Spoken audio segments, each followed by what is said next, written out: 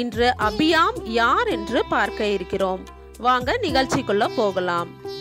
இவர் ஒரு யூத ராஜா என்பதை 1 ராஜாக்கள் 14வது அதிகாரம் 31வது வசனத்துல வாசிக்கலாம். அபியாம் ரெஹோபெயாமினுடைய மகன் மற்றும் வாரிசு என்பதை 1 ராஜாக்கள் 15வது அதிகாரம் 1 முதல் 7 வசனங்கள்ல பார்க்க முடியும். தன் தகப்பனுடைய பாவ வழிகளில் நடந்தான் என்பதை 1 ராஜாக்கள் 15வது அதிகாரம் 3-4 வசனங்கள்ல வாசிக்க முடியும். இவர் எரோபெயாமுக்கு விரோதமாக யுத்தம் செய்தார் என்பதை 1 ராஜாக்கள் 15வது அதிகாரம் 6-7 வசனங்கள்ல வாசிக்கலாம். இவரை அபியா என்றும் அழைப்பார்கள் என்பதை 1 நாளாகமம் 3வது அதிகாரம் 10வது வசனத்துல பார்க்கலாம்.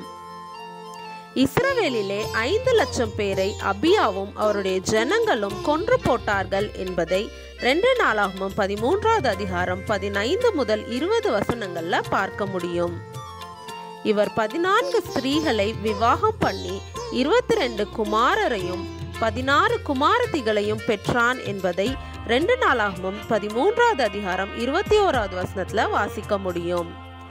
அபியாம் யார் என்று நாம் பார்த்தோம். இன்னும் உங்களுக்கு அபியாம் பத்தி தெரியும் அப்படின்னா கமெண்ட் பண்ணுங்க. தேவன் தாமே உங்களை ஆசீர்வதிப்பாராக. ஆமேன்.